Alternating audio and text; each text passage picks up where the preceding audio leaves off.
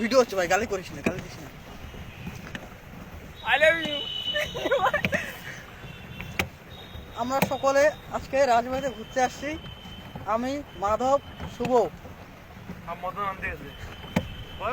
মদন আনতে গেছে। আমরা 3 পাঠা আসছি, পাঠা। গালি দিবি না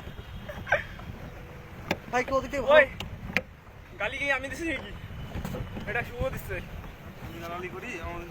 না ভদ্র ছেলে তুমি, বা দুর্শিবাদা চন্দ্রমৃত্যু।